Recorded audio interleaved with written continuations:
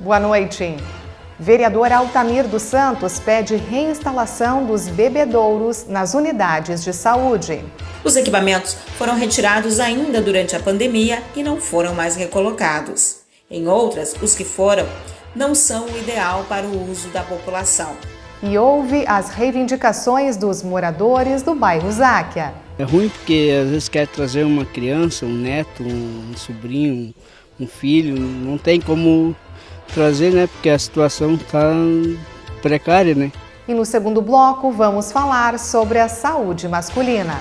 O diagnóstico do câncer de próstata desperta medo e insegurança ligados ao medo da impotência e disfunção sexual, o que afeta muitas vezes o diagnóstico precoce.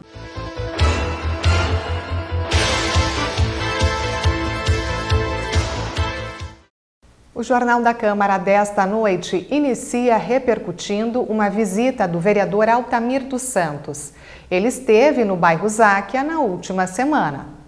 O vereador Altamir dos Santos, o professor Gringo, vem reivindicando a reinstalação dos bebedouros de água em todas as unidades de saúde de Passo Fundo.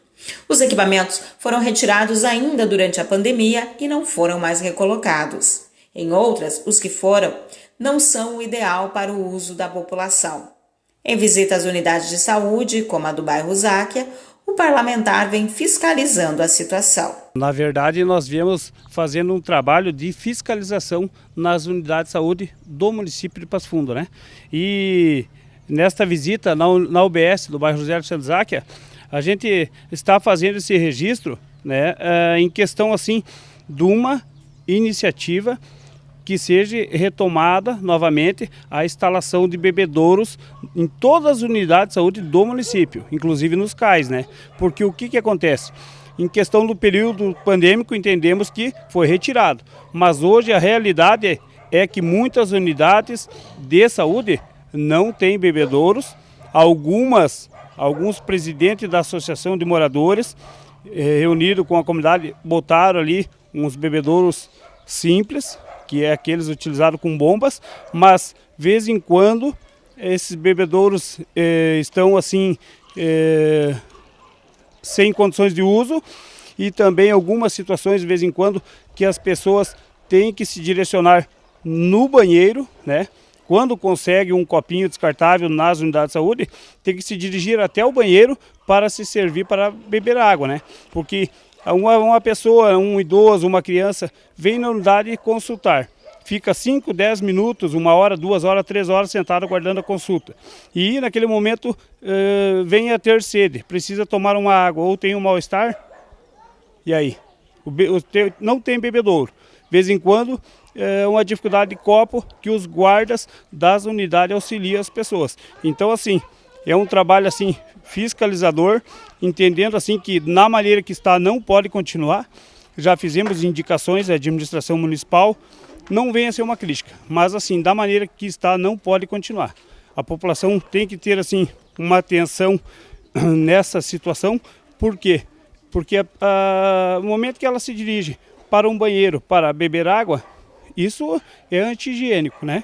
E então viemos assim trabalhando assim na intenção que essa retomada, essa recomposição dos bebedouros nas unidades de saúde e nos CAIs do município de Passo Fundo é de extrema urgência, né?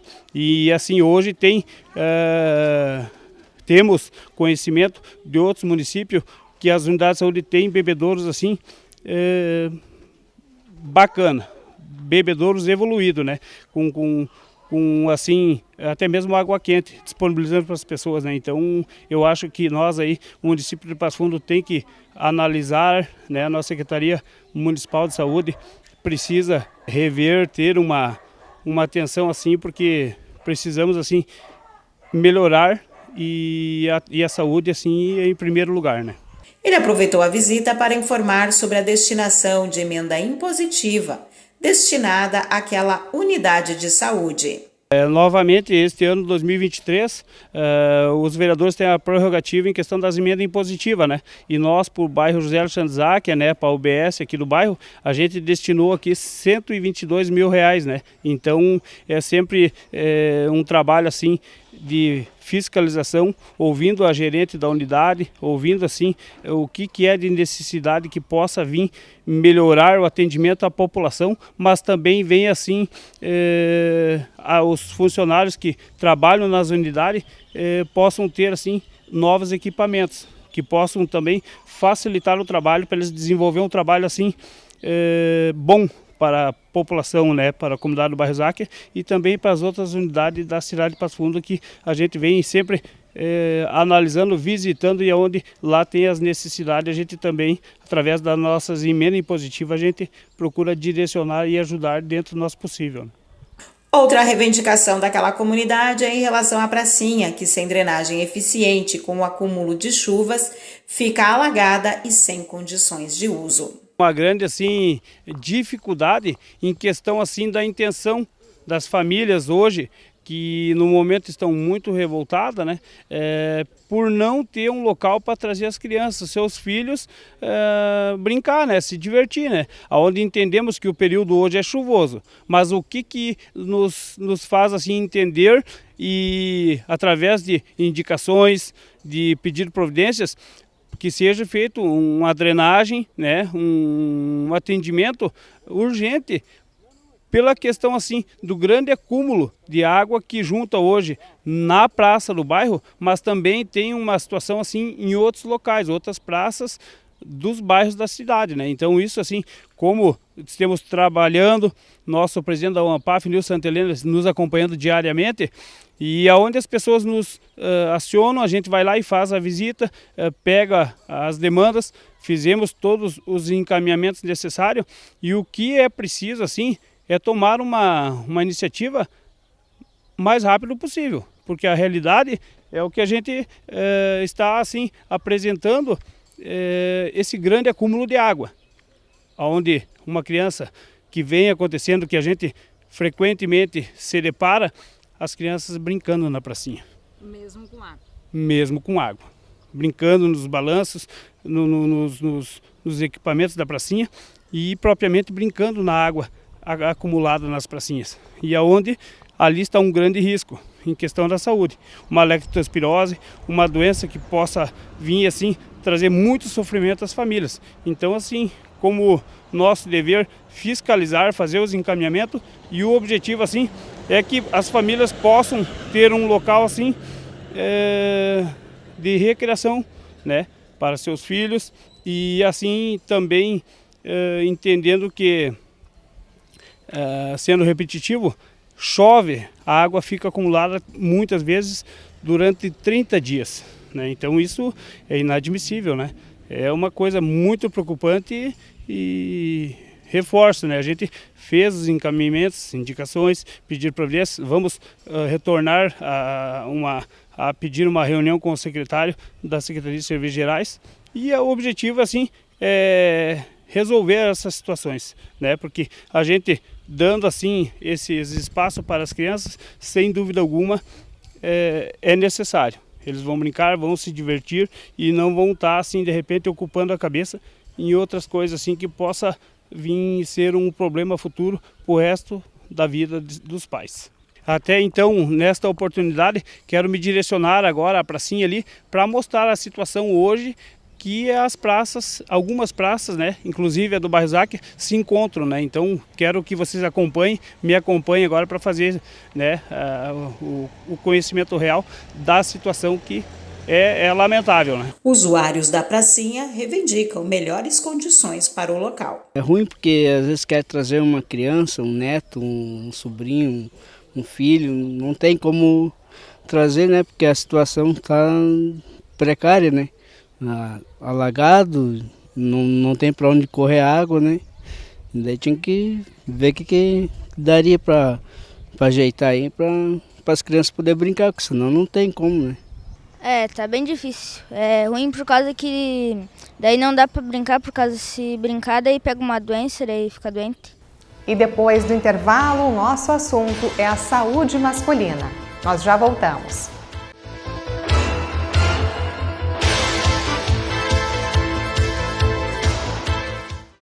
Saúde Brasil apresenta 5 dicas para identificar a intensidade das atividades físicas. Você sabia que existem diferentes intensidades de atividades físicas? Podem ser leves, moderadas ou vigorosas. Veja essas 5 dicas para identificar a intensidade das atividades que você pratica. Dica 1. Observe os batimentos do seu coração. Nas atividades físicas leves, os batimentos do seu coração aumentam um pouquinho. Nas moderadas, aumentam mais do que o normal. E nas vigorosas, aumentam muito mais. Dica 2. Observe a sua respiração. Nas atividades físicas leves, há pequeno aumento da respiração. Nas moderadas, você respira mais rápido do que o normal. E nas vigorosas, você respira muito mais rápido do que o normal. Dica 3. Tente conversar. Se você conseguir conversar normalmente, a atividade física é leve. Se tiver dificuldade para conversar, é moderada. E se não conseguir conversar, é vigorosa. Dica 4. Tente cantar. Se você conseguir cantar uma música, a atividade física é leve. Nas atividades moderadas e vigorosas, não é possível cantar. Dica 5. Dê uma nota de 0 a 10 para o esforço realizado durante a prática de atividade física. Se numa escala de 0 a 10 você percebe que o seu esforço para praticar a atividade física está entre 1 e 4, então ela é leve. Se o esforço for entre 5 e 6, é moderada. E se for entre 7 e 8, é vigorosa.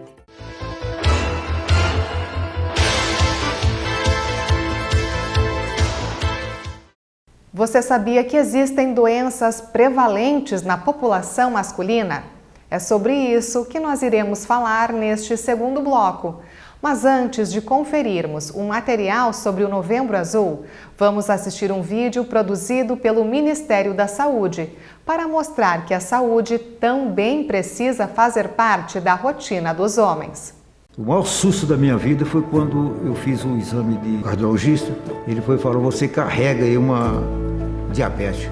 Meu amigo, eu quase desmaiei de susto, sabe? Por Deus, cheguei em casa até meio desgostoso, sabe? Aos 29 anos eu tive um AVC isquêmico e isso me fez com que eu percebesse que a morte era uma coisa palpável e provável na minha vida. Na correria, no cotidiano, no dia a dia, e eu sempre deixava para depois, depois eu faço um exame, depois eu verifico como é que tá. Eu descobri que eu estava com hipertensão, só que descobri pouco que por acaso. Esse cara aqui é o meu avô. Ele não cuidou muito dele. Não se cuidou muito. E isso fez com que ele fosse embora um pouco cedo demais. Ele não viu minha filha nascer e não me viu crescer e ser me ver nessa fase de adulto, né? Fiquei com medo, então medo que eu fiquei com medo, não quero ficar sem minha família, poxa. Então eu falei, não, eu tenho que seguir a risca com o médico, né? Eu acredito que pelo menos quando eu comecei a também me entender mais como uma pessoa, né, além de homem também, de que eu poderia sentir muitas coisas, eu poderia falar sobre os meus sentimentos sem necessariamente eu ter que ser diminuído por conta disso. Obrigado, você é o melhor irmão do mundo. Nunca poderia ter tido uma pessoa mais incrível como você. Te amo muito, muito, muito.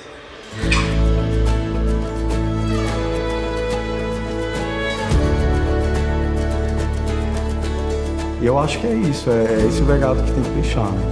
de essas próximas gerações entenderem que elas precisam se cuidar.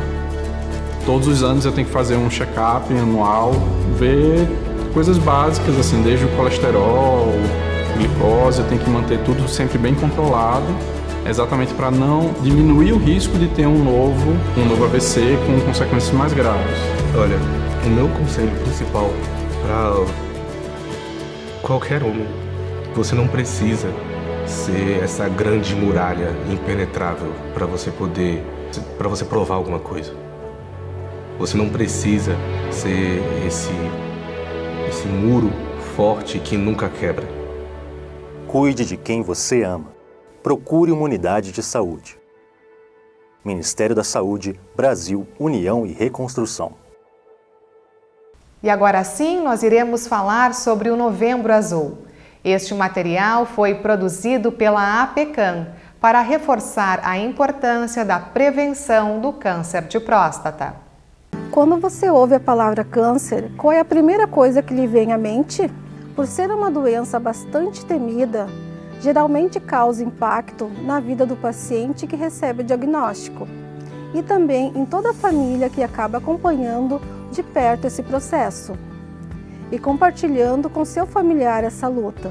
Este impacto inicial do diagnóstico é esperado e buscar formas para elaborar melhor este período vai ajudar a criar estratégias mais saudáveis para enfrentar o tratamento. Quando falamos de câncer de próstata, sabemos que seu impacto está associado a uma série de preconceitos que já se iniciam lá no exame e que têm relação com a idade, viralidade e masculinidade. O diagnóstico do câncer de próstata desperta medo e insegurança ligados ao medo da impotência, disfunção sexual, o que afeta muitas vezes o diagnóstico precoce, porque muitos homens não falam quando estão sentindo sintomas. A autoestima do homem também sofre esse impacto. Parte dos homens geralmente tem problemas para expressar seu sentimento e pensamentos, optando pelo isolamento como modo de lidar com essas angústias, ampliando muitas vezes traços depressivos e ansiosos. A necessidade de rever os conceitos identitários e de construir novas formas de ser e de se relacionar com sua identidade vai ser importante no processo de aceitação e adaptação, bem como no tratamento em si. Ter uma boa rede de apoio para lidar com o processo de adoecimento, o tratamento e a recuperação vai fazer com que o homem se sinta mais fortalecido neste processo. Cada homem vai lidar de modo diferente com as etapas do tratamento e receber apoio vai ser importante. Buscar suporte com profissionais qualificados e instituições como a APCAM também é indicado na tentativa de tornar o processo um pouco mais facilitado. Você sabia que vários estudos são feitos ao longo dos anos para descobrir a causa do câncer de próstata? Mas nada ainda foi descoberto. Acredita-se que alguns fatores influenciam no seu desenvolvimento, sendo eles idade, que é um fator de risco importante, uma vez que tanto a incidência quanto a mortalidade crescem após os 50 anos. O risco aumenta com o avançar da idade. A maioria dos cânceres de próstata é diagnosticada no momento do rastreamento da doença. Deve ser iniciado aos 50 anos em homens que têm um risco médio para a doença, aos 45 anos em homens com alto risco de doença. Isso inclui aqueles que têm um parente de primeiro grau com diagnóstico da doença antes dos 65 anos.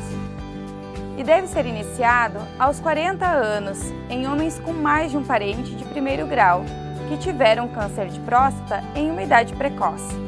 Como vemos, esses fatores de risco não podem ser controlados, mas podemos prevenir um importante fator que é o sobrepeso e a obesidade. Os estudos recentes mostram maior risco de câncer de próstata em homens com peso corporal mais elevado. Alguns estudos citam um alto consumo de lácteos e excesso de carboidratos relacionado ao câncer de próstata devido a alterações hormonais. Tabagismo e consumo de bebida alcoólica também são considerados cancerígenos. E quais são os fatores protetores e modificáveis na alimentação que podem ajudar na prevenção do câncer de próstata? Nenhum alimento isolado possui efeito protetor contra o câncer. Se trata de um conjunto de fatores associados. Para prevenir a doença, é importante buscar um equilíbrio na alimentação, comendo o suficiente e evitando os alimentos agressores e incluindo os alimentos protetores sem excessos na alimentação. E qual a ação dos alimentos na prevenção do câncer de próstata? O nosso organismo possui sistemas de defesa para o dano da célula, com ação antioxidante, e o risco de uma alteração celular poderá evoluir para um tumor. Além deles, existem os antioxidantes dos alimentos que ajudam neste combate. Sugere-se que uma dieta com grandes quantidades de licopeno, que está presente nos tomates, vitamina E presente nos óleos vegetais e nozes, vegetais crucíferos como brócolis, repolho, couve-flor e couve de Bruxelas, além de selênio, podem reduzir o risco de câncer de próstata. Além de uma alimentação rica em compostos bioativos, de frutas e verduras, legumes, cereais, alimentos integrais, óleos vegetais e peixes ricos em ômega 3. E quais são os alimentos com mais substâncias funcionais?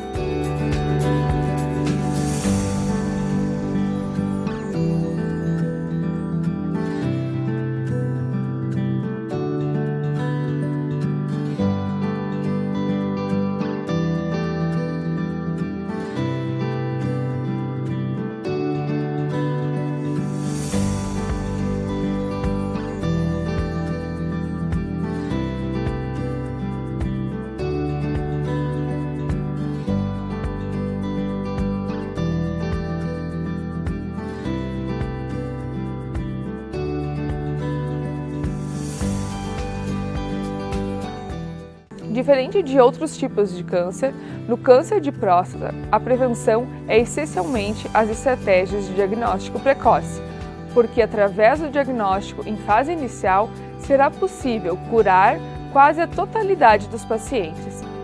O rastreamento inclui o PSA no sangue e o toque retal. A experiência desses exames vai depender dos resultados dos mesmos. Em estágio inicial, o câncer geralmente não provoca sintomas, tornando mais difícil o diagnóstico. Em caso de suspeita de câncer, o médico realizará o exame físico, incluindo o exame de toque retal. Assim, será possível saber a consistência da próstata, o tamanho e se existem lesões palpáveis. Seu médico pode examinar outras áreas do seu corpo e solicitar outros exames complementares, mas só a biópsia que poderá confirmar o câncer de próstata. Nós temos um novo encontro amanhã. Uma ótima noite e até lá!